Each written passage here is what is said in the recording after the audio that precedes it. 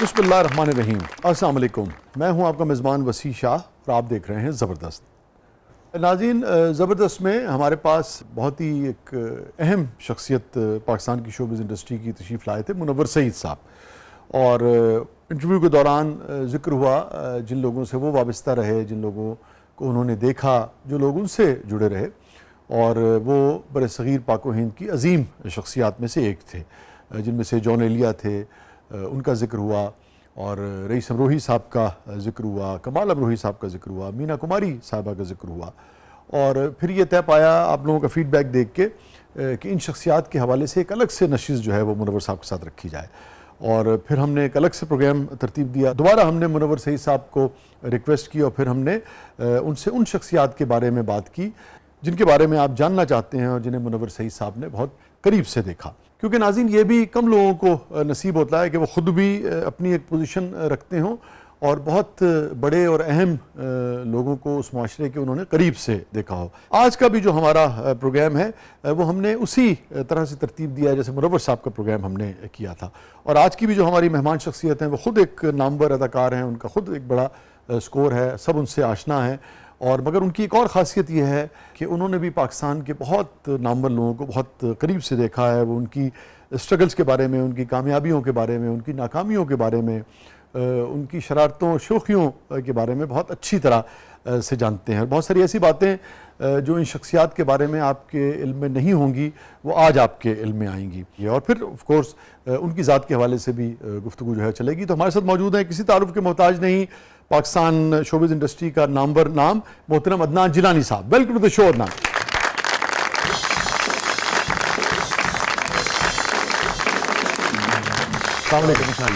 अल्हम्दुलिल्लाह, ठीक ठाक। Thank you for coming. Please तशरीफ रखिए। बहुत बहुत शुक्रिया, आपने वक्त निकाला, आप तशरीफ लाए। Thank you so much Shah भाई। सो कहाँ से आगाज़ करें, किन शख्सियत से आप आगाज़ करना चाहेंगे? जहाँ से आप मुनासिब समझें। बहरहाल इसको आसान करने की कोशिश करते हैं। मोइन साहब से करें? मोइन साहब से कर लें। मोइन अख्तर जो इस दुनिया से जब गए तो एक लेजेंड की हैसियत इख्तियार कर चुके थे। जी। कहाँ से आगाज़ किया, क्या ख़ास बात आपको याद आती और कितनी मुलाकातें आपकी उनसे रही? मोइन साहब से मेरी मुलाकातों का अंदाज़ा आप इस तरह कर सकते हैं कि जब मैं इतना था तब मैं उनसे मिला, और जब मैं इतना हुआ यहाँ तक, उस दौरान कई मुलाकातें जो मुझे याद भी नहीं है, इतनी हैं, इतनी मुलाकातें। हाँ, यानी वालिद साहब के साथ, कुर्बान जिलानी साहब के साथ, और उसके बाद जब आई बिकेम एन एक्टर तो उस वक्त उनकी जो अप्रोच थी मेरे बारे में वो बदल गई। वो क्या थी? एक शख्स को मैं देखता हूँ, मोइन अख्तर साहब की बात कर रहा हूँ कि अल्लाह बख्शे, फर्स्ट टाइम जब हम उनके घर गए, मैं, वालदा और अब्बू, तो नाज़िमाबाद में वो 2 रूम्स के घर में रह रहे थे और बाहर एक बड़ी शानदार सी गाड़ी खड़ी हुई थी। तो मेहमान नवाजी की उन्होंने, तो अब्बू ने एक सवाल उनसे किया। अब्बू ने कहा कि अब्बू से बहुत प्यार भी बहुत करते थे और अब्बू से कहते थे कि कुर्बान भाई आप वह शख्स हैं जिसके सामने मैं नर्वस होता हूँ। उन्होंने हमेशा ज़िंदगी भर कहा। और कुर्बान साहब सीनियर थे मोइन साहब से? बहुत सीनियर। कुर्बान साहब मोस्ट सीनियर। मोइन अंकल का मैं बताया था आपको। तो उन्होंने जवाब ही दिया कि कुर्बान भाई ये शो बिजनेस है, मेरे घर में किसने आके देखना है, मैं जब निकलता हूँ इस गाड़ी में तो इस गाड़ी के जरिए मैं काम हासिल करता हूँ। अच्छा, तो ये इनका पहला मैंने जुमला फ़िक्रा जो है याद रह गया मुझे। और आपकी उम्र क्या थी उस वक्त? मैं सर होऊंगा लगभग around I was 7 to 8 years। अच्छा, इस तरह का।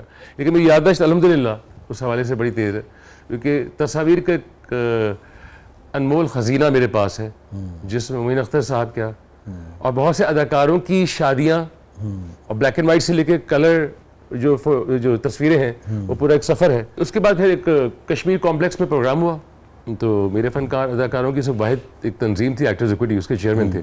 तो उसके हवाले से बहुत सारे प्रोग्राम हुआ करते थे। मैंने फ़र्स्ट टाइम मोइन अख्तर साहब को देखा वहाँ पे जब वो स्टेज पे जलवा अफरोज़ हुए हैं और आए, तो उन्होंने जो एक इनिशियल स्टार्ट होता है आपका, उन्होंने कुछ साउंड इफ़ेक्ट्स, कुछ लतीफ़े, कुछ चीज़ों का उन्होंने ब्लेंड करके वो पेश किया और बड़ी काफ़ी पजीराई उनको मिली। तो काफ़ी अरसे तक वो इस तरह के प्रोग्राम्स करते रहे। लेकिन उनके ज़हन की किसी गोशे में ये था कि ये मेरे सफ़र का इख्तिताम नहीं है, ये मेरा सफ़र नहीं, मेरी मंजिल कुछ और है। ये तो इसका भी आगाज़ हुआ है यहाँ से। इंग्लिश उनकी बिल्कुल अच्छी नहीं थी, बिल्कुल अच्छी नहीं थी। तो बाद में तो इंग्लिश में थिएटर किया उन्होंने। इंग्लिश मैंने कहा ना, वो उनकी शख्सियत को मैंने कहा ना, मैं कोशिश कर रहा हूँ कि मैं मुख्तसरान आपको बताऊं, क्योंकि प्रोग्राम के दौरानी के हवाले से बात कर रहा हूँ मैं, कि उन्होंने इतना ग्रूम किया अपने आप को, इतना ग्रूम किया कि आप ये देख लें कि हमसाया मुल्क ने, उसमें दिलीप कुमार साहब ने कहा कि ये जो हमारी मूवी बनी है, इस मूवी के कामयाबी का जश्न है, उस प्रोग्राम को जो कंडक्ट है वो मोइन करेंगे, वरना ये प्रोग्राम नहीं होगा। तो मोइन साहब गए थे, तो राजकुमार साहब और दिलीप साहब गए। एक जुमला उनका मुतवातिर होता था, एक इनकी ख्वाहिश ये नहीं कि मैंने किसी के साथ उनको इस तरह की बात करते नहीं देखा। कह लेंगे यार, जब मेरे तकरीबन 2-4 ड्रामे अल्हम्दुलिल्लाह कामयाबी से हमकिनार हुए, तो कहने लगे कि यार मेरा दिल चाहता है कि एक मूवी है अमिताभ साहब की, दिलीप साहब की एक ही मूवी आई थी, मैं नाम ले रहा हूँ, इकट्ठे जो थी, शक्ति। हाँ। तो कह लेंगे मेरा दिल चाहता है यार, दिलीप कुमार साहब से बहुत मुतासिर थे, तो बहुत ज़्यादा। हाँ। तो कहेंगे मेरा दिल चाहता है यार कि शक्ति मूवी जो मैं बनाऊँ और दिलीप साहब का रोल मैं करूँ और अमिताभ साहब का किरदार तुम करो। तो मैंने कहा सर, जब ज़िंदगी में अगर ऐसा मौका आया तो मैंने कहा बिल्कुल करेंगे। कहेंगे इसको कुछ रद्दो बदल करके, कुछ ऐसा करके, लेकिन वो उनकी एक समझे ट्रिब्यूट था या उनका एक जज्बा था कहने का। मोइन साहब की जनरोसिटी के हवाले से भी बहुत बातें जो हैं वो आती हैं, बहुत अच्छी बात है जी। इस हवाले से आपका कोई मुशाहिदा या तजुर्बा अगर रहा हो? So he was such a generous person, such a generous personality he got, such a charismatic personality he got.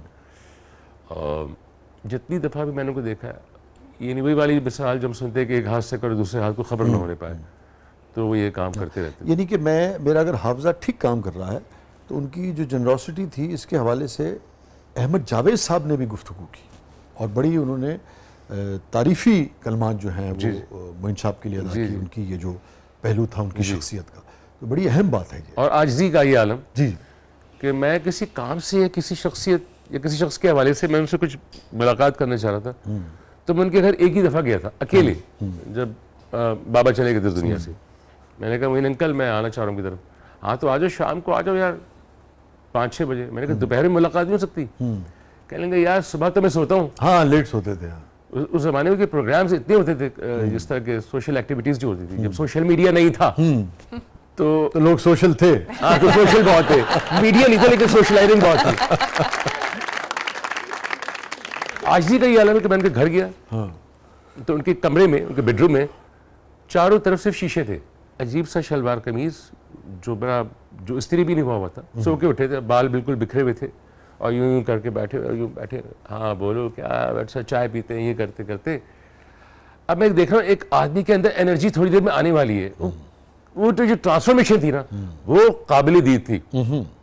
बैठे तो घड़ी नहीं देखी, सामने रखी थी घड़ी, सुन के सारी बात करेंगे अदनान तुम बात करते जाओ, अभी तैयार होने का वक्त है। तो मैंने कहा आपको तैयार होने के लिए क्या करना है? कहेंगे मुझे ही तो करना है। भाई वो शख्स मेरे सामने उठा है, वो गए हैं, उन्होंने अपने शूज़ निकाले, मेरे सामने उन्होंने बैठ के उनको पॉलिश किया है मोइन साहब ने। जी, अपने कपड़े खुद आयरन किए हैं। मैंने कहा मोइन भाई एक बात बताइए, इतने सारे मुलाजिम आपके पास हैं, तो ये क्या मतलब, क्या क्यों? कह लेंगे देखो यार बात यह है कि मुझे शुरू से अपने जूते पॉलिश करने की और अपने कपड़े आयरन करने की आदत है, मुझे किसी और के हाथ के आयरन किए कपड़े और किसी और के हाथ के जूते पॉलिश किए पसंद नहीं आते। और वो करते थे and he was very satisfied. तो ये बड़ी बात होती है। वाह।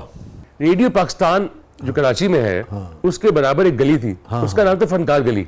अच्छा, वेरी जिस पे ड्रामा बन चुका है। हाँ। वो फनकार गली बड़ी सर देखने से ताल्लुक रखती थी। तो उस फनकार गली में, और एक हसन स्क्वायर पे एक जगह थी, लेकिन फनकार गली वाज द बेस। फनकार गली को फनकार गली क्यों कहते थे? फनकार गली को फनकार गली इसलिए कहते थे कि वहां पे साजिंदे, गुलकार, जो आपके साजीने होते हैं, ऑर्केस्ट्रा वगैरह, और जितने भी, और वो गुलकार जिनको अभी पजीराई नहीं मिली थी, जिनको कोई जानता नहीं था, तो वहाँ पे मौजूद होते थे। अच्छा। और जिसको प्रोग्राम कराना है, अच्छा ठीक है, उनके ऑफिसेस कह लीजिए। नो ऑफिसेस, गली, सिंपल गली, थड़ा। अच्छा, बस खड़े चाय के इधर होटल है। अच्छा, इधर चने का चना बना, नान वान चल रहा है। वाह वाह। जैसे हम एक जुमला आमतौर पे कहते हैं कि दिहाड़ी लग जावे। हाँ। दिहाड़ी नहीं लगी यार, की करिए। उस वक्त वहाँ पे जो कोई नाजाबाद से आ रहा है, गुलशन आ रहा है कि आज मेरे बेटे की बर्थडे है, आज मेरी शादी है उसके बच्चे की, आज वलीमा है। तो वो भाई ऐसा होता था कि वो उस वक्त क्या करना चाहिए, वो जगमगा रहा होता था। मैं समझ सकता हूँ आप जो कहना चाह रहे हैं। जैसे हमारे यहाँ मजंग जो है ना, मजंग चौक जो है, जी जी यहाँ पे जब हम इस शहर में आए, मैं अहली कॉलेज में पढ़ता था, और शाम रात को हम लोग स्टूडेंट जो थे वो मजंग पे चले जाते थे। वहाँ एक पराठे वाला बड़ा मशहूर है, अब वो थोड़ा सा शिफ्ट हो गया, मगर मजंग चौक जो है, चुंगी जो है, वहाँ पराठे वाला बहुत मशहूर है। उस ज़माने में जितने भी कॉन्सर्ट्स हुआ करते थे लाहौर में, मुझे याद है जुपिटर्स होता था और बहुत सारे सिंगर्स, और वो सारे आके ना कॉन्सर्ट्स वगैरह करके रात को 12-1 बजे साफ़ी, हमारे बहुत सारे दोस्त, ये खबरें के दोस्त, हमारे दीगर जंग के सारे, वो सारे आके रात को वहाँ बैठते थे। अच्छा। क्योंकि उस तरह की शक्ल मुझे लग रहा है फनकार गली की जो आप कह रहे हैं। ऐसे ही था। मुझे कोई जिक्र कर रहा था कि मौलाना तारिक जमील साहब की और मोइन साहब की भी काफ़ी कुर्बत थी, ये किस हद तक दुरुस्त बात है? सर बिल्कुल दुरुस्त बात है। उसका ये था कि मैं इसका ऐनी शाहिद गवाह इस तरीके से हूँ। एक तो ये कि मौलाना तारिक जमील साहब ने मोइन साहब की साहबजादी थी या साहबजादे थे, उनका निकाह खुद पढ़ाया था। अच्छा। उससे पहले वो स्पिरिचुअलिज्म की तरफ और तालीम इस्लाम की तरफ उनकी रग़बत हो गई थी काफ़ी हद तक, मोइन साहब की ना? जी। हाँ। और कुरान पाक को बाकायदा ट्रांसलेशन के साथ पढ़ने लगे। उनकी ज़िंदगी, उनका जो लाइफस्टाइल था वो बदलने लगा। फिर उन्होंने प्रोग्राम्स करने कम कर दिए थे, फिर वो ड्रामा करते थे या वो लूज टॉक कर लेते थे अनवर मकसूद साहब के साथ। लेकिन उनका बेशतर वक्त जो गुजरता था वो पढ़ने पढ़ाने में गुजरता था। हुआ ये कि एक साहब ने मुझे कहा कि अदनान, आपकी परसों की टिकट है लाहौर की और आप हमारे साथ जा रहे हैं। ओके। तो मैंने कहा कि भाई किधर जाना है लाहौर में, किस मकसद के लिए जाना है, क्यों जा रहे हैं, हम घूमने फिरने जा रहे हैं। मैंने कहा जिस तरह आप बात करें कोई बात उसके पीछे है, क्योंकि वो उनका ताल्लुक जो था वो तबलीग से भी था। अच्छा। Was a very famous businessman. अच्छा। मैंने कहा अच्छा, मैंने कहा ठीक चलते हैं। तो वो आपको कहाँ लेके आए? रायवंड। अच्छा, रायवंड लेके। अब और सख्त सर्दी, जिंदगी में कभी ये एक्सपीरियंस हुआ ही नहीं था। सर्दी और रायवंड है। सर्दी और रायवंड। और रायवंड का माहौल निस्बतन खुला होता है ना? सारे ऐसा खुला होता है। तो वो हम वहाँ पे गए, बस तो वहाँ पे दोस्त ने स्लीपिंग बैग्स का बंदोबस्त किया हुआ और ये वो सारा कुछ। तारिक जमील साहब को मैं भी कहीं ना कहीं सुनता आ रहा था। अच्छा। मेरे एक और दोस्त है, वो उनकी कैसेट्स लगा के सुनता था। तो मैं बस जिस दिन तीसरे दिन जब दुआ होती है, तो उससे पहले शाम को इशा से पहले मेरे जहन में एक ऐसी बात आई, और बात तो आ गई। मैंने कहा मौलाना तारिक जमील से मुलाकात अगर हो जाए तो अच्छा हो जाएगा। आया हूँ तो मुलाकात हो जाए। मैंने किससे कहूँ?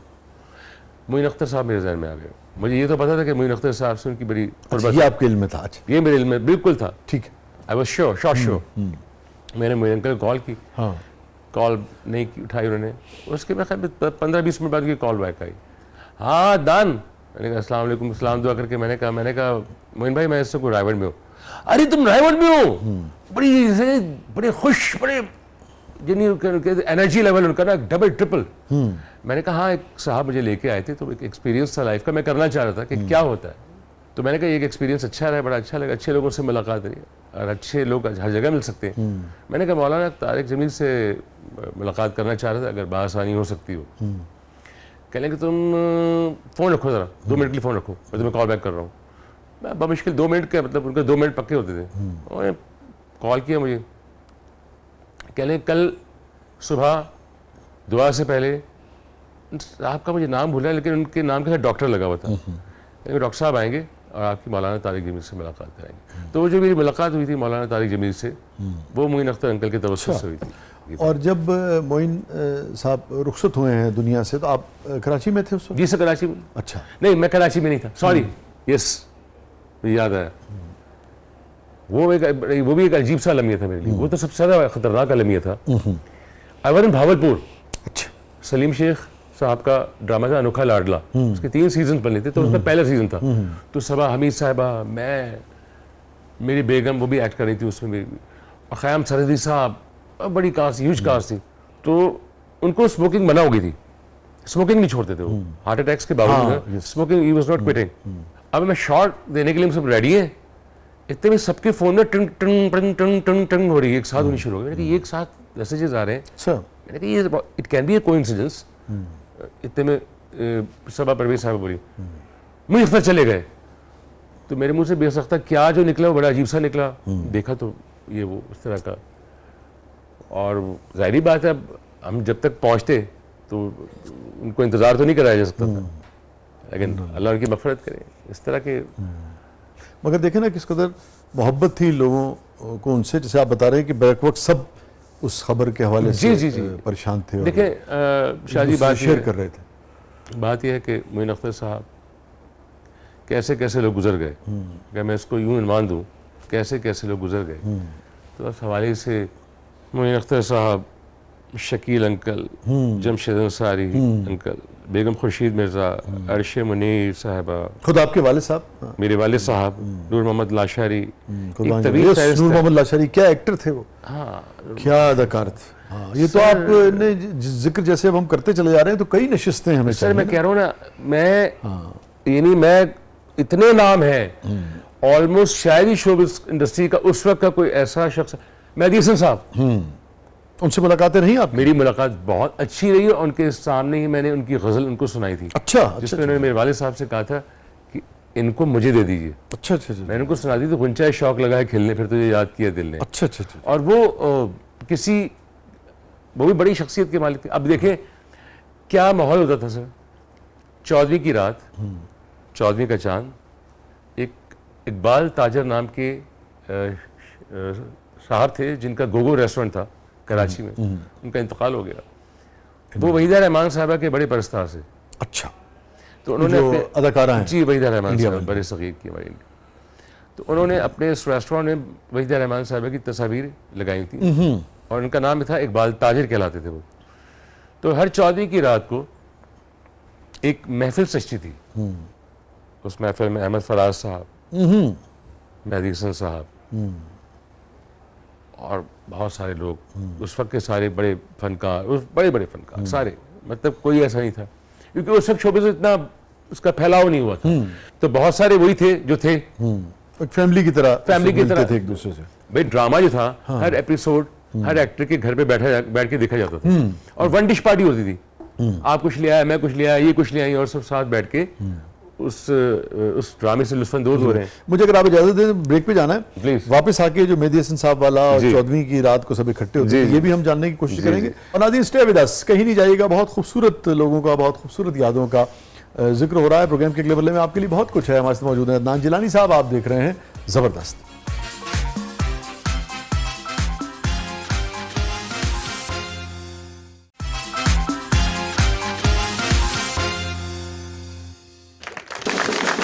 वेलकम बैक नाज़रीन, ज़बरदस्त में एक बार फिर खुशामदीद। हमारे साथ मौजूद है अदनान जिलानी साहब, बहुत सारी यादों और बातों के साथ। और आप जिक्र कर रहे थे कराची में 14वीं की रात में सब इकट्ठे होते थे और वो जो साहब थे वो वहीदा रहमान साहब को बहुत पसंद करते थे। और रहमान साहब के परस्तार, हाँ, खास परस्तार, हाँ, जिनसे मुलाकात उनकी यूके वगैरह में, मतलब लंदन में हुई। हाँ, और उसके बाद वो मुलाकात ऐसी हुई कि वो उनकी इतनी रिस्पेक्ट करते थे कि लोगों को कुछ और गुमा होता था कि पता नहीं क्या कोई उनसे शादी कर ली है ये कोई। अच्छा। लेकिन वो इस तरह की अल्फाज बर्दाश्त नहीं कर पाते थे उनके बारे में। वो कहते थे मैं उनका परस्तार हूँ, ज़िंदगी परस्तार रहूँगा। तो उनकी तस्वीर अपनी, उनकी जो है, जो मुलाकातें हैं, जो फोटोग्राफर ने खींची, उनकी मुलाकातें थी। हाँ, बाकायदा मुलाकातें थी। अच्छा, ऐसे थोड़ी। अच्छा। और उन्होंने वो तस्वीर जो थी, उन्होंने अपने रेस्टोरेंट में उसके लिए अलग से एक दीवार को चुना और उस दीवार में एक खास बोर्ड बनाया और उसमें सिर्फ उनकी तस्वीर थी। अच्छा, अभी जो आप बात कर रहे थे ना, आप देखें, मुझे याद आया, ये अजीब इत्तेफाक है कि आप कहते हैं कि 14वीं मैं बता रहा था कि सब इकट्ठे होते थे 14वीं की रात। वो जो बड़ा पॉपुलर गीत है ना अपना गुरुदत्त साहब का, और वही तरह 14वीं का चांद हो या आफ्ताब हो, जो भी हो तुम खुदा की कसम, रफी साहब वाला, वो वहीदा रहमान पे पिक्चर, वहीदा साहबा पे और गुरुदत्त पे। जी सर। वो गाना, हम तो इस जनरेशन के हैं लेकिन फिर भी वो गाना मुझे याद है, वो बहुत, और इस गाने में तो वो बेहद खूबसूरत भी लग रही थी। वो जो नज़ाकत और खूबसूरती आजकल की वो उस तरह से हीरोइनों में नहीं नजर आती। अच्छा, आपको अब नहीं नजर आती? खूबसूरती नजर आती है, नज़ाकत नहीं नजर आती। अच्छा। नज़ाकत रहने नहीं दी ना हमने अपने अंदर। अच्छा, तो 14वीं का चांद और कराची के स्टार्स और वो रेस्टोरेंट। और मेहदी हसन साहब को उस वक्त एजाज़ मिला था, नेपाल के बादशाह थे शाह बरेंद्रा। हाँ। उन्होंने एक एजाज़ से नवाजा जो उनका कौमी एजाज़ होता है, उनसे उनको नवाजा। तो उस दिन वो शाम मुझे बड़ी अच्छी तरह याद है, कई दफ़ा गया था लेकिन वो शाम बड़ी ख़ास थी। I was around 12-13 years old. Mehdi साहब तशरीफ़ लाए खाने में। अच्छा, उनका शुरू से एक मेन्यू था जो उन्होंने बाकायदा बनाया होता है उस मेन्यू को चेंज नहीं करते थे। तीतर, बटेर और हिरन का गोश्त। हिरन का गोश्त। हिरन का गोश्त। ख़वातीन जो आ रही हैं उनके लिए ख़वातीन ख़ास मख्तस होती थी जो उनको अदब के तौर पर या इज़्ज़त के तौर सर्व पर करती गजरे पेश करती थी। अच्छा, ठीक। पहले गजरे पहनेंगे, आप बैठेंगे, हर तरफ इत्र का छिड़काव। अच्छा, नफीस आदमी थे। बहुत नफीस इंसान, बहुत नफीस इंसान। और खाना वाना खा के उसके बाद चाय का दौर चल रहा है और अच्छा खाना लाइव है, ये नहीं कि खाना बंद हो गया, आते जाइए, खाते जाइए, बैठते जाइए। सुबह 4 बजे तक महफिल चल रही है और मेहदी साहब जो हैं वो माशाल्लाह गा रहे हैं। अच्छा। और हम सुन रहे हैं बड़े मज़े से बैठ के। Very interesting. अभी अदनान साहब हम बैक स्टेज भी बात कर रहे थे इस हवाले से कि दिलीप कुमार साहब से भी आपकी मुलाकात हुई और भी कोई सितारे और इस तरह के बड़े लेजेंड्स रहे हैं जिनसे आपकी उनसीयत या मुलाकात रही हो और या आप मिलना चाहते हो उनसे। दिलीप कुमार साहब उस ज़माने में एक होती थी फातमी फाउंडेशन, जी जी, फातमीद। उसके हवाले से एक प्रोग्राम में शिरकत करने के लिए आ रहे थे। तो उसमें फिर क्योंकि अदाकारों के चेयरमैन थे वो, ये ब्लड बैंक था ना उनका, फातमीद का। फातमी खास नाजिम जीवा साहब, हाँ, खास काम उनका था इस पे, ब्लड ट्रांसफ्यूशन वगैरह का। तो नाजिम अंकल की कॉल है या कुर्बान भाई वो दिलीप साहब आए हुए हैं, तो आप अदाकारों के चेयरमैन हैं, तो आप एक बनाए महफिल लगते हैं, क्या उनको बुलाया जाए, मदद किया जाए।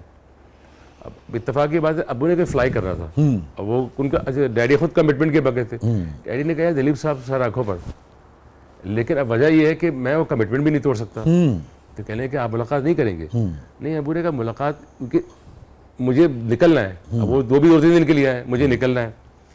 तो कब तक उनका स्टे? उन्होंने कहा फलाने होटल में ठहरे हुए सारा बानो साहबा के साथ, तो आप अपने जो फनकार हैं, जो आपके जो मजलिस आमला है, तो अराकीन के साथ जीनत यास्मीन साहबा, ज़हूर अहमद साहब, काजी बाजे साहब, सुबानी बायूनी साहब। ज़हूर अहमद साहब वो थे जिन्होंने पाकिस्तान टेलीविजन से जब प्ले बना था तो चंगेज़ खान का किरदार अदा किया था। ये तमाम, मैंने कहा ना, ये लोग बहरहाल लोग काफिला गया। अब्बू, अम्मी भी बड़ी परस्तार थी, तो अम्मी ने अब्बू से कहा कि मैं भी जाना चाहती हूँ, दिलीप साहब से मिलना चाहती हूँ। उन्होंने कहा बिल्कुल चलिए। हमने भी कहा हम भी जाएंगे, हमने भी रट लगा दी। वहाँ गए तो उनसे मुलाकात हुई। जब वहाँ गए तो उनसे जब मुलाकात हुई, बड़े नफीस इंसान, बड़ी आवाज़, और जो उनका लोगों ने देखा, आई वॉज जस्ट लाइक, वाकई मैं क्या दिलीप साहब को देख रहा हूँ। आई वॉज शंट, एक बच्चा। ये एक वाक़या। और एक मुझे याद है शत्रुघ्न सिन्हा साहब के वाले से, हमारे लिए उस वक्त बड़ी बात होती थी। अब तो हम एक दूसरे को रिस्पेक्ट ही नहीं दे पाते। हम अपने एक्टर्स जो है, अपने एक्टर्स को रिस्पेक्ट नहीं दे पाते बहुत सी जगहों पे, सोशल मीडिया के हवाले से। वो एक अलग बात है। एक साहब ने फ़ोन किया, वो भी अब्बू के दोस्त थे, वो PI में कैप्टन थे और शत्रु साहब उनके दोस्त थे। तो डैडी ने को कहा कि यार वो शत्रु साहब आए हुए, तो यार कोई महफिल रख लो यार। तो इत्तेफाक से कि अब्बू दोबारा चेयरमैन मुंतखब हुए थे, तो वो एक सेरेमनी होती है, तो उसमें हल्फ लेना होता है। उन्होंने कहा यार मेरे ऑफिस में कल एक तकरीब है, वो शत्रु अगर आना पसंद करें, शत्रु साहब कह लगे मैं नंबर दे रहा हूँ, खुद कॉल करो। मैं उनको बता ही दूँ कि आपकी कॉल आएगी। यार what a gentleman he is, what a gentleman, about his timing, about his commitment. मैं कमिटमेंट की बात कर रहा हूँ। उनको फ़ोन किया, अब उन्हें तारुफ कराया, कुर्बान साहब मैं, आप जो कल वक्त बता रहे हैं, मैं एक और जगह पे मदऊ हूँ, लेकिन चूँकि आपने ये इतनी बड़ी बात बताई है कि आप फनकारों का जो है वो एक हल्फ होता है और ये तकरीफ हल्फ बरदारी है और ये है, तो मैं आऊँगा and I will come at 9 sharp and I have to leave at 9:30। अब उन्हें कोई मसला नहीं, आप तशरीफ लाइए। मुझे अबू ने बता दिया था कि शत्रु साहब आ रहे हैं। हम फिल्में देखते थे भाई, मैं 8:30 से लेके 8 बजे से लेके मैं बाहर लॉन में टहल रहा था कि अभी गाड़ी आएगी, अभी आएंगे। भाई मैंने घड़ी देखी है, एग्जैक्ट 9 बजे गाड़ी सामने आके रुकती, मर्सिडीज ब्लैक कलर की हमारे गेट के सामने, और शत्रु साहब उसमें से ग्रे कलर का सूट पहन के उतरते। वो तस्वीर आज भी मेरे पास। और मैं चीखता बदल के मैंने कहा शत्रु अंकल आ गए, शत्रु अंकल। मेरे जैसे मेरा पता नहीं कोई मामी का पुत्र लग जाए। नहीं, एक्साइटमेंट था। अब वो आए, उन्होंने उनको रिसीव किया, आए, आधे घंटे के लिए आए थे, ऊपर गए, वो तकरीब की जो रस्म थी वो उन्होंने देखी, कहने खाने में मधु। फिर अब्बू ने कहा बिरयानी और कोरमा है हमारे यहाँ इस वक्त बना हुआ, तो उन्होंने थोड़ी सी बिरयानी चखी। It was totally unplanned according to his schedule, but he made it because he committed. तो कमिटमेंट के लोग इस तरह के लोग। वाह। आपकी नॉलेज के लिए, अपने सामिन की नॉलेज के लिए, मतलब आपकी नॉलेज की मैं बात नहीं कर रहा, मतलब इजाफा होगा। नहीं हम सभी आपके कुछ ज़हन में जानते हैं, आएगा। कुछ नहीं जानते, इसमें क्या ऐसी बात है। एक ड्रामा बना तालिब इल्म है जी हाँ। एक ड्रामा बना पीटीवी पे, सिंधी रानी जी कहानी का उर्दू वर्जन बना था, दीवारें, हाँ ठीक। वो तो वो अब्दुल कादिर जुनूनी और साहब पहला प्ले था गालिबन जो सिंधी में था और फिर सिंधी जुबान से में था, उर्दू में फिर बना, हाँ। और वो वाहिद प्ले है जिसको जिया साहब ने कहा कि मैं इसे वन एक्ट प्ले में देखना चाहता हूँ थिएटर पे। ये एक इंतहाई दिक्कत तलब बात थी कि एक 13 किस्तों के ड्रामे को 1.5 घंटे के शो में कैसे पिरोया जाए। अच्छा, उस वक्त के जो प्रोग्राम मैनेजर थे, जीएम थे, आपके एमडी साहब थे, ये तो सारी मैनेजमेंट थी। हाँ मैनेजमेंट थी, सर जोड़ के बैठी कि अब रियाज साहब ने फरमाइश की है कि इस प्रोग्राम को, इस ड्रामे को मैं 1.5 घंटे 2 घंटे में देखना चाहता हूँ। तो फिर कुर्रा फाइल किसके नाम निकला? शहजाद खलील साहब के नाम। अच्छा ठीक है। तो ये एक्टिंग और वैसे मेरे ख्याल में रिंद साहब ने डायरेक्ट किया था। हारून हारून साहब हाँ। तो ये ड्रामा जनाब चला और वो उस वक्त का ब्लॉकबस्टर सीरियल था। Oh yes. और मुझे याद है कि शहजाद खलील साहब रिहर्सल करा रहे थे और मेरे जहन, क्योंकि अब यहाँ से एक्टर बनने का जुनून भी मेरा शुरू हो रहा था कि ये शोहरत, ये नाम मैं क्यों नहीं कमा सकता। तो मैंने कहा अबू मुझे भी ले चलें। कहेंगे नहीं तो मैं लेकर नहीं जा सकता, क्योंकि मैंने कहा टिकट आप देना मेरा। कहेंगे बात बेटा टिकट की नहीं, हम प्रेसिडेंसी हाउस में रुकेंगे और उनके मेहमान हैं और अपने साथ नहीं लेके जा सकता और आप नहीं जा सकते। मैंने कहा यार क्या करूं, जिद पे आ गया फिर मैं। और जब जिद पे आ जाता था तो फिर आ जाता था मैं गया शहजाद अंकल के पास। और शहजाद अंकल से जाके मेरे अल्लाह बख्शे शहजाद खलील साहब को भी मैंने रिक्वेस्ट की। मैंने कहा अंकल प्लीज, क्या डायरेक्टर थे जी, बिल्कुल मैं क्या बिल्कुल aesthetics थी उस I was on my knees, मतलब मेरे जो लहजा था, मैंने उस वक्त मैं जो एक्टिंग कर सकता था मैंने की। आंखों में आंसू आ गए मेरे। मैंने कहा अंकल प्लीज मुझे ले चले, मैं देखना चाहता हूँ। He was so cute and एक महज़ब, एक बहुत ही रखरखाव वाला शख्स। Okay child, you are going with us, okay no problem, relax. Abu से कहा कुर्बान भाई अदनान भी हमारे साथ जाएंगे। डैडी ने कहा तुम बहुत बदमाश हो, तुमने शहजाद को भी शीशे में उतार लिया। एक 12-13 साल का बच्चा, उस वक्त बेंजामिन सिस्टर्स का भी नया नया दौर था। तो ये सारा काफिला, 3 बहनें थी ना जो गाती थी ना। हाँ। तो 3 दिन शो हुआ वो, और वो ऐसा कामयाब हुआ। पहले दिन जिया साहब ने खुद देखा, दूसरे दिन जो इस्लामाबाद में एक लियाकत करके हॉल है, लियाकत करके बड़ा मशहूर हॉल, लियाकत, वो हॉल बड़ा, सबसे बड़ा हॉल था उस वक्त का। दूसरे दिन वहाँ के पे बैरोक्रेट्स टेक्नोक्रेट्स ने देखा, लेकर जिम्नेजियम, लेकर जिम्नेजियम।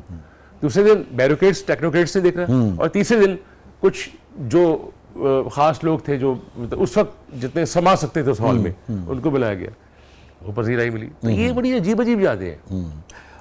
ये जो बदर खलील साहबा थी, ये शहजाद साहब की अहलिया थी ना? बेगम साहब की अहलिया। तो बदर साहब के साथ भी आपने काम किया होगा? बद्दुआपा के साथ भी काम किया मैंने। तन्हाइयाँ में भी थी वो, या उसमें अनकही में थी, तन्हाइयाँ, अनकही, धूप किनारे। एक्चुअली इनकी टीम थी ना, शहजाद खलील साहब की और हसीना मुइन साहबा की। इनके कुछ ऐसे लोग थे जिनके साथ एक अंडरस्टैंडिंग होती है, जो हर डायरेक्टर के एक्टर के साथ होती है, सब कंफर्टेबल, केमिस्ट्री थी एक दूसरे के साथ। इसमें मरीना खान साहिबा, अपने शहनाज शेख साहिबा, बहरोज भाई और कादी भाई साहब, ये सारे लोग जो थे इस तरह की इनकी टीम का हिस्सा होते थे। राहत साहब, और मैडम सायरा काज़मी का जिक्र निकला है, and she was so strict. उनके ऑफिस के दरवाजे पे एक जुमला मुझे आज तक याद है, वो लिखा होता था, I want simply the best. तो उनको द बेस्ट चाहिए था। अच्छा, ये बदर साहिबा के साथ आखिरी दिनों में किसी बात पे वो खफा हो गई थी, ये दुरुस्त बात है? वो बड़ी तकलीफ की बात थी अगर वाकई ये बात दुरुस्त है, क्योंकि देखिए जो बात सबको पता है, और जो बात ये था कि जो हमने उनके मुंह से सुना था, तकलीफ हुई थी उनको कि एक अवार्ड शो था, एक अवार्ड शो किसी और चैनल की अवार्ड सेरेमनी थी, तो उस पर वो पहली कतार में बैठी हुई थी। तो उसी चैनल के किसी ख़ास, मतलब जो की पोस्ट पे जो लोग होते हैं, उनमें से किसी ने कहा कि आप दूसरी या तीसरी नशिस्त पे तशरीफ़ रखें, यहाँ पे हमारे हीरो साहब ने बैठना है। जो उनके उस क्वार्टर का बेहतरीन ड्रामा था, उसके हीरो को बिठाना था। तो उनको जब कहा गया ना, तो वो चीज़ उनके लिए बड़ी तकलीफ दी थी। और ये खुद आपको बदर खलील ने बताई? अच्छा, बद्दो आपने खुद इसका जिक्र किया। मैंने कहा ना, मैंने कहा देखिए मेरा मकसद मैसेज कन्वे करना है, किसी की ग़ीबत करना नहीं है, ये किसी का नाम उछालना नहीं है। मैं आजकल एक चीज़ से बड़ा, इसको आप शायद अभी वाइंड अप की तरफ जाने वाले होंगे, लेकिन मैं जाने से पहले ये बात ज़रूर कहूँगा कि आजकल हमारे एक सिलसिला चल पड़ा है सोशल मीडिया के हवाले से, और उससे पहले मेरे 2-4 अशार है वो मेरे जहन में आ गए अचानक, तो मैं आपकी नज़र करूँगा और वो बात उससे जुड़ जाएगी। अक्सर सोशल मीडिया पे गाहे बगाहे जो हम ये खबरें देखते हैं कि आज फलानी हमारी फीमेल होस्ट ने उसको ये कह दिया, उसने उसको ये कह दिया, उसने उसको ये कहा तो उसके जवाब में उसने उसको ये कहा, और बगैर ये ख्याल किए हुए कि हम ये भूल जाते हैं कि हर इंसान का एक माजी होता है। किसी के माजी को कुरेदना सिर्फ इस वजह से कि आपको चंद व्यूज मिल जाए, हाँ, बड़ी अहम बात, चंद लाइक्स मिल जाए, हर वक्त उसको लाके सामने लाना, ठीक है, हर वक्त वो करना। बिल्कुल। और ये जो अदनान साहब कह रहे हैं ये भी फजीला काजी साहिबा और जवेरिया साउद उन्होंने एक जुमला स्टेटमेंट पास किया और फिर जवेरिया साहिबा की तरफ से एक बड़ा ही डायरेक्ट किस्म का स्टेटमेंट पास हुआ। फिर अतीका ऑडू और फहद वाला हुआ मामला, उन्होंने अपने शो में उनके बारे में बोला, वो एक निजी चैनल के शो पे गई थी, कुछ कहा। तो ये आप what is your take on that कि रमज़ान ट्रांसमिशंस हैं स्पेशली जिसमें खैर व बरकत और मोहब्बतें समेटने का एक दर्स दिया जाता है, उसमें हमारे ही सेलिब्रिटीज़ एक दूसरे की इतनी लेग पुलिंग कर रहे हैं? देखिए बात ये है कि पूरी जो नज़म मेरे जहन में गूंज रही है इस वक्त, वो मैं आपको चंद आशार उसकी आपकी नज़र करता हूँ, उससे आपको मेरी बात का मतन शायद थोड़ा सा आप तक कन्वे हो जाए। मेरे ख्याल में आप ये कहना चाह रहे हैं कि ये अशार आपके जज्बात की भी तर्जुमानी करता, आपकी राय भी काफ़ी हद तक। ओके, किसी बशर में 1000 खामी अगर जो देखो तो चुप ही रहना। किसी तो हमारे दोस्त हैं इफ्तिखार उनका है, हाँ। किसी बशर का जो राज पाओ या ऐब देखो तो चुप ही रहना। अगर मनादी को लोग आए, तुम्हें कुरे दें, तुम्हें मनाएं, तुम्हें कहें कि बशर में देखी बुराई को बयान कर दो तो चुप ही रहना। जवाज ये है, दलील ये है, ज़ईफ लम्हों की लग़ज़िशों को, हराम नातों की क़ुर्बतों को, हमारी सारी हिमाकतों को, हमारी सारी खबासतों को वो जानता है, वो देखता है, मगर वो चुप है। अगर वो चुप है तो मेरी मानो वो कह रहा है कि चुप ही रहे। वाह, बहुत उम्दा नज़्म है ये इफ्तिखार की। ये बात मेरे दिल को इसलिए लगी कि जी। हम जब किसी की पर्दापोशी कर रहे होते हैं, असल में हम अपनी पर्दापोशी कर रहे हैं। हाँ, आपको पता है ये एग्जैक्ट इस्लामिक फ़िलॉसफी है, बिल्कुल क्लैरिटी के साथ, कि इस्लामिक फ़लसफ़ा है कि लोगों के ऐबों पर पर्दे डालो, खुदा तुम्हारे ऐबों पर पर्दे डाले। अच्छा, कतई इससे मतलब ये नहीं है मेरा, I am not extremist person, मैं एक्सट्रीमिस्ट कहीं से नहीं, मैंने रवि का मैं भी कायल हूँ कि जाहिर बात है जिस फील्ड से मैं ताल्लुक़ रखता हूँ, तरह तरह के रोल मैं करता हूँ, तरह तरह के लोगों से मेरा भी मिलना जुलना ताल्लुक़ रहता है, लेकिन मैं भी, मुझसे भी माजी में कई गलतियाँ हुई होंगी जिसका तदारुक मैंने भी किया है और हम कर भी रहे होते हैं, लेकिन मानना पड़ता है, अपनी गलती को एक्सेप्ट करना पड़ता है। ऑनेस्टली स्पीकिंग मुझे उसकी तफसीलात का इल्म नहीं है कि एक ने क्या कहा, दूसरे ने क्या कहा, फहद ने क्या एग्जैक्ट जवाब दिया, वो हल्का फुल्का कहीं को नज़र से मेरी पढ़ते हुए गुजरा हो तो मैं उसकी तफसील में भी नहीं गया, मगर मैं समझता हूँ कि सबको ही एहतियात करनी चाहिए। किसी के बारे में आप कमेंट करें तो भी, अगर देखें उसके काम के हवाले से को आप कमेंट कर रहे हैं तो ख्याल करें कि भाई काम के हवाले से करना है तो कर दें, मगर लोगों की शख्सियत पे लोगों को गुरेज करना चाहिए। इसी तरह से अगर किसी ने कर दिया है और जवाब में भी आपने कुछ कहना है तो आपको भी ख्याल करना चाहिए। सबको ही एक दूसरे का ख्याल करना चाहिए।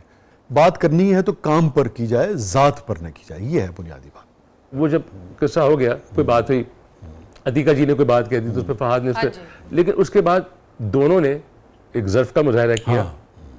अतीका जी ने अपनी तरफ से माजरत की और फहद ने भी माजरत की। चूंकि मैंने देखा, मैं तो चूंकि फहद माजरत करना भी ना सर एक बहुत बड़े ज़र्फ़ की बात है, क्योंकि मैं फहद को बहुत पुराना जानता हूँ, मेरा जो उनके साथ जाती वो रहा, और जो मैंने देखा भी जितने, वो कल्चर्ड आदमी है और बहुत ख्याल से वो करता है, बहुत ही कोई चीज़ों से चुभ जाए पता नहीं किसी की तो अलग बात है, अदरवाइज हमारी फील्ड देखें कोई ऐसी चीज़ मैंने कभी नहीं उसमें। सोशल मीडिया हमारे पास एक ऐसा खूबसूरत हथियार है जिससे हम जो चाहे काम ले सकते हैं, लेकिन मैं हमेशा यही कहता हूँ, अब चूंकि वक्त ऐसा आ गया, मुझे काफ़ी दोस्तों ने कहा मेरे लिए कंट्रोवर्सी क्रिएट करना कौन सी, मेरे लिए, आपके लिए, किसी के लिए भी, हमारे लिए कंट्रोवर्सी क्रिएट करना कोई बुरी बात नहीं है। सही कह रहे हैं। कंट्रोवर्सी हो अभी सेकंड में क्रिएट कर सकता हूं मैं, सेकंड लगेगा और पता ही क्या से क्या, अब सब देख रहे होंगे, लेकिन मैं अपने देखने वालों को, अपने प्यार करने वालों को ये मौका क्यों फराहम करूं?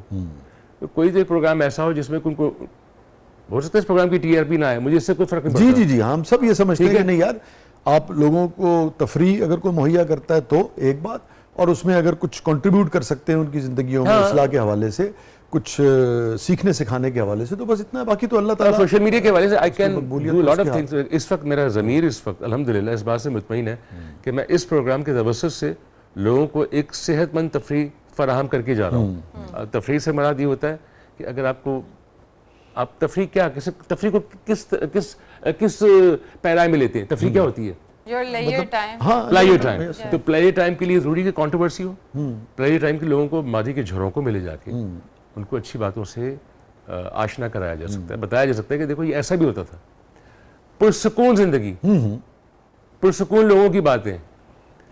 इस वक्त आपको तफरीह को तफरीह रहने देना, तकलीफ में ना तब्दील करें ना एक दूसरे की। तो ये तो एक मैं समझता हूँ कि हर चीज़ आपको इंस्टेंट चाहिए। यस, अब तो मैं देखता हूँ कि अपने बच्चों को भी देखता हूँ, घर के या बाहर के देखता हूँ, हम ड्रामा भी देखने में जल्दी कर रहे होते हैं ना, फास्ट फॉरवर्ड कर करके देख रहे होते हैं। यस, यानी जहन बेचैनी का ऐसा एक मरक्कब बन चुका है कि इंतशार पसंद जहन हो चुका है कि अच्छा ये चाहे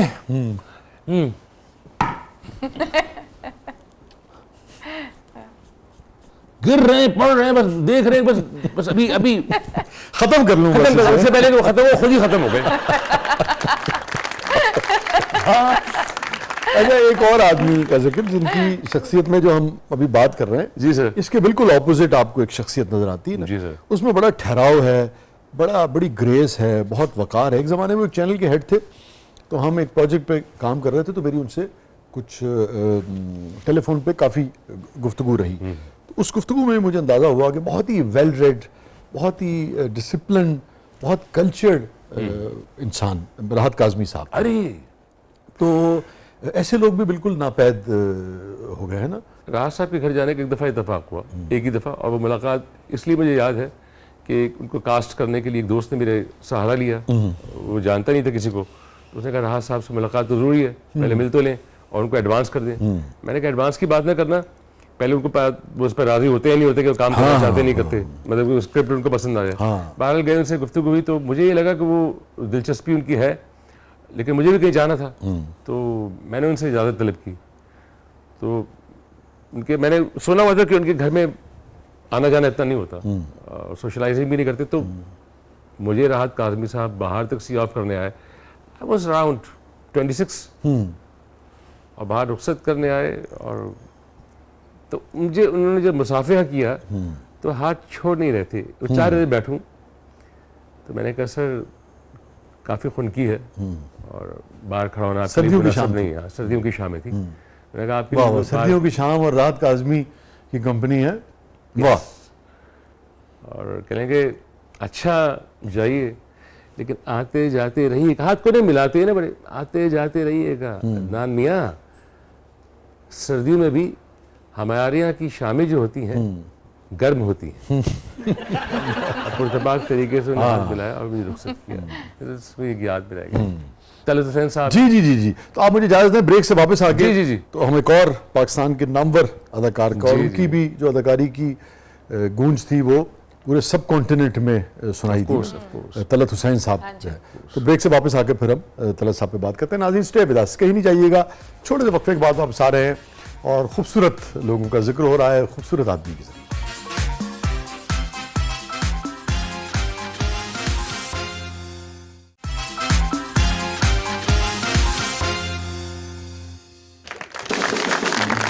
वेलकम बैक नाज़रीन, ज़बरदस्त में एक बार फिर खुश आमदीद। और अदनान साहब, हम ब्रेक पे जाने से पहले बात कर रहे थे तलत हुसैन साहब की, अल्लाह ताला उन्हें भी गरीक़ रहमत फरमाए। क्या काबिल लोग थे जी, क्या पढ़े लिखे लोग थे, और कैसे इंसानी जज्बात को और इशूज़ को वो स्क्रीन पे मुंतकिल करते थे। तलत साहब के साथ मेरी 2 से 3 यादें, और बड़ी मेरे लिए बड़ी इंपॉर्टेंट इसलिए कि पहली दफ़ा जब उनसे मुलाकात हुई, क्योंकि तलत साहब का एक अपना पर्सोना था, वो एक बहुत लिए दिए रहते थे। हर आदमी का अपना एक मिजाज होता है, और हर एक्टर का मिजाज दूसरे से मुताबिकत रखना ज़रूरी नहीं है। तलत साहब बड़े लिए दिए रहते थे ना, हर किसी से हाथ भी नहीं मिलाना है, हर किसी सलाम तो नहीं करनी। वो कहीं ना कहीं रहते थे, कहीं ना कहीं वो इधर पहुँचे हैं उधर पहुँचे हैं, और पहला रोल उनके साथ मुझे करने का मिला मौका, काजिम बादशाह साहब उस्ताद मोहतरम, उनका एक प्ले था, लॉन्ग प्ले, जिसमें रवीना अशरफ साहिबा और वो थे और मैं था। वो साइकेट्रिस्ट थे, मैं उनका असिस्टेंट साइकेट्रिस्ट, और रवीना अशरफ साहब एक ड्रग एडिक्ट।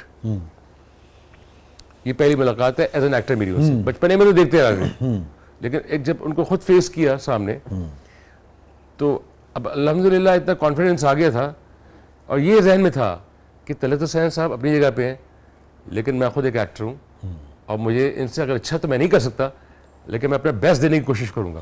अदनान साहब, ये काजिम साहब वही है ना, निदा यासिर उनकी बेटी हैं, जी, और जी, उनके साथ भी काम करने का आपका इत्तेफाक हुआ? निदा का मेरे साथ काम करने का इत्तेफाक नहीं हुआ, मेरे छोटे भाई के साथ इत्तेफाक हुआ। अच्छा। लेकिन निदा, सवेरा और सना, ये तीनों बहनें, तो जाहिर बात है मेरे सामने तो ये छोटी थी, बच्ची थी, मतलब ऐसी भी नहीं कि बिल्कुल काकी बच्ची थी, but they were of course हाँ जूनियर्स है ना, जूनियर्स है। तो जाहिर हमारा ताल्लुक इनसे इतना तो एक घरेलू ताल्लुक है ना इनसे। कि जो उनके हस्बैंड है निदा के, यासिर, यासिर, उनके वालिद भी बहुत नाम, यासिर जो है, यासिर के जो नवाज साहब जो थे ना, फरीद नवाज बलूच साहब, फरीद, बहुत उम्दा अदाकार थे वो भी पुराने अब्बू के दोस्त हैं। हाँ, ये सब ये इनके वालिद कुर्बान साहब, फरीद नवाज बलोच उनका पूरा नाम। जी जी, हैदराबाद से ताल्लुक है इनका। ये सारे हाँ इन्हीं के कुल। और काजिम साहब उस वक्त डायरेक्ट करते थे, तो मेरे ख्याल में तीनों अपनी हम उम्र ही होंगे अपने वक्त में।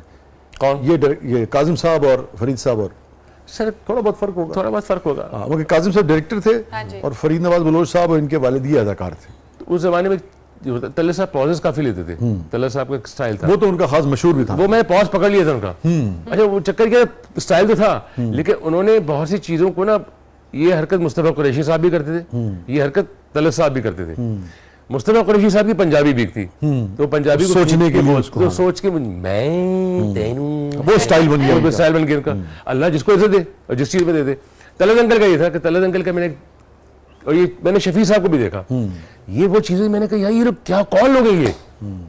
वो सोचने का जो अमल होता था ना, कभी कभार, हाँ जी, हमेशा नहीं, कभी कभार उसको अदाकारी का हिस्सा बना देते थे। वो देखें क्या, ये खैर डायरेक्ट तो ये ऐप नहीं है, मगर कहीं कहीं बड़ा आदमी अपने काम में क्राफ्ट के जरिए कैसे ऐप को हुस्न में तब्दील करता है। ये असल बात है। एक शायर है हमारे, उनका मिसरा है कि है कजी, ये जो टेढ़पन होता है किसी भी चीज का, ये कोई हुस्न तो नहीं है अदरवाइज ना, है कजी ऐब, मगर हुस्न है अबरू के लिए। अल्लाह अकबर, अल्लाह अकबर। अबरू में अगर आएगा तो ये हुस्न हो जाएगा। अल्लाह अकबर। तो वो वही चीज जो पॉज आम आदमी दे तो आदमी गालिबन इरिटेट हो जाए, मगर ये लोग क्या करते थे कि उसको परफॉर्मेंस के जरिए उस इम्पैक्ट क्रिएट करते थे, उन पॉजेस के जरिए ना, उन स्ट्रेस। ऐसे ही था।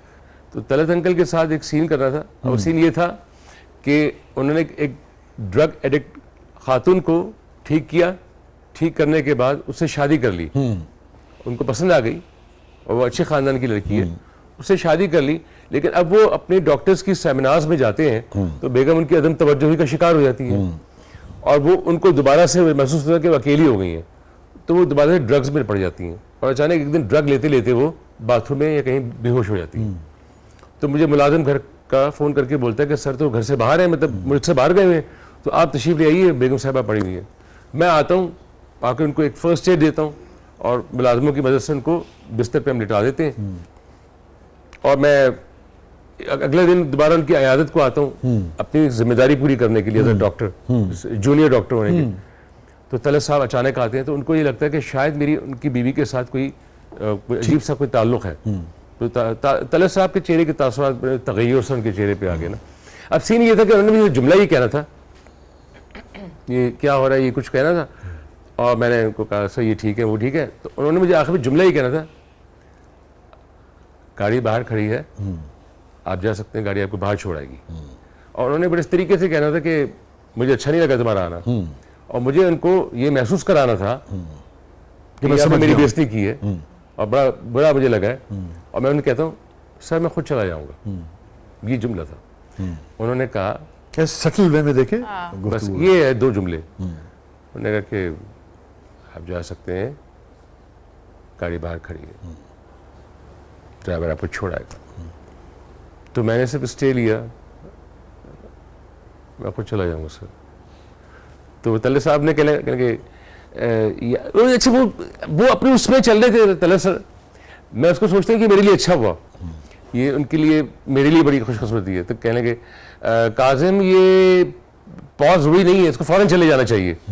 मैंने कहा सर एक डॉक्टर मेरी बेइज्जती कर रहा है, अब मैं बकायदा उसमें आ गया, अब मैं भूल गया तलत साहब सामने खड़े हैं, मैं अपने उसमें आ गया कि मैं खुद एक्टर हूँ यार, अब मुझे पता है कि ये मेरी जगह है, ये जगह मैं इस तरह रिएक्ट किए बगैर मैं नहीं आ सकता। मैंने कहा अच्छा ठीक है। तो तलत काजिम साहब ने कहा ना ये जुमला नहीं कहना। मैंने कहा अच्छा ठीक है सर नहीं कहता।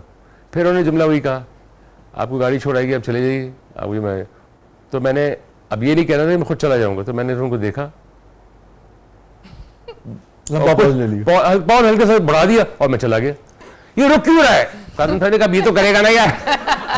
ये इसके कई सालों बाद जाके और उसको हंस भी रहे थे, कहीं बहुत बदमाश हो गए तुम, पहले गोद में खेलते थे तुम यार कहते करने लग गए हो।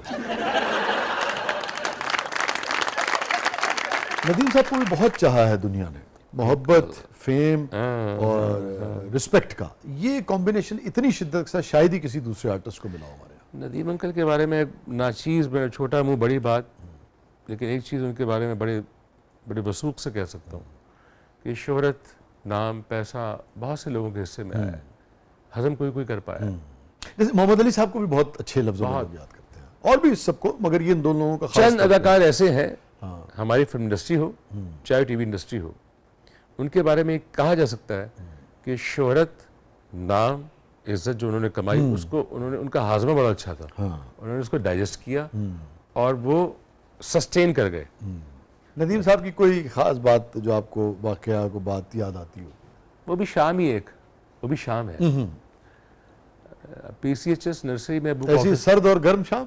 इसे सर थी वो भी सर थी। मुझे सर्द रातें बड़ी पसंद है। अच्छा। तो वो एक फिल्म थी आसपास, तो उसमें अबू भी थे। अच्छा। तो नदीम अंकल उस वक्त, अबू अपने कारोबार में कराची में थे, तो नदीम अंकल लाहौर में थे। तो अबू की नदीम अंकल की काफ़ी दिनों से मुलाकात नहीं हुई थी। तो उस फिल्म की प्रीमियर पे या पता नहीं क्या वहाँ पर मुलाकात हुई, तो उसने अबू का एक बड़ा मशहूर, क्योंकि उस वक्त सिर्फ PTV था, तो अबू का उसने बड़ा खतरनाक प्ले चल रहा था कोई बहुत ही, वो बहुत मशहूर हुआ था, हैदर इमाम रिजवी साहब का। तो रिजवी साहब भी क्या कमाल के डायरेक्टर, वाह वाह, पता नहीं कहाँ का इस वक्त चल रहा है। तो अबू ने नदीम अंकल से कहा, नदीम अंकल ना अबू को देख के, अरे कुर्बान भाई करते ना, कुर्सियों को इधर उधर करते, खुद आए अबू की तरफ, आके मुसाफिया किया, मिले। अबू ने कहा कैसे हैं सब? अबू ने कहा कल, क्योंकि अगले दिन अबू की दावत थी, अबू ने कहा ये बताइए कल की क्या मसरूफियत है आपकी? कहेंगे कुर्बान भाई हुक्म कीजिए। बड़ी आजिज़ी के साथ, बड़ी बात होती है आजिज़ी। कहें भाई कल पाए की दावत है, तो इन दिनों पाए की दावत एक बड़ा खतरनाक काम होता था, पाए, हलीम और गाजर का हलवा, कराची की खास बात कर रहा हूँ, और वो भी सर्द मौसम, में। हाँ, सुभान अल्लाह।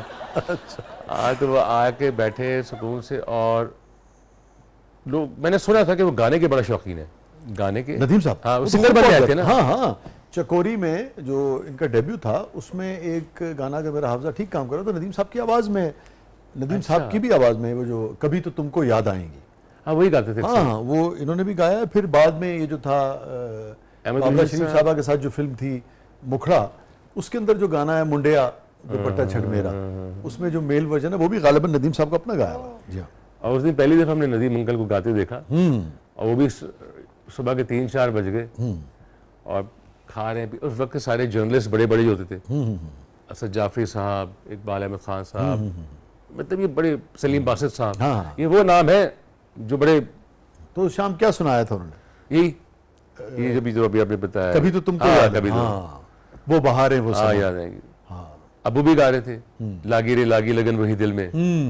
तो वो बड़ा एक अच्छा कॉम्बिनेशन, और खवातीन सारे एक्टर, वाह, इशरत जहाँ आंटी, चकोरी आंटी, हाँ, इशरत जहाँ भी क्या आर्टिस्ट थी, क्या क्या बड़ा मालिक अनोखा, महबूब आलम साहब, कभी अंकल से बड़ी अच्छी याद है मेरे साथ।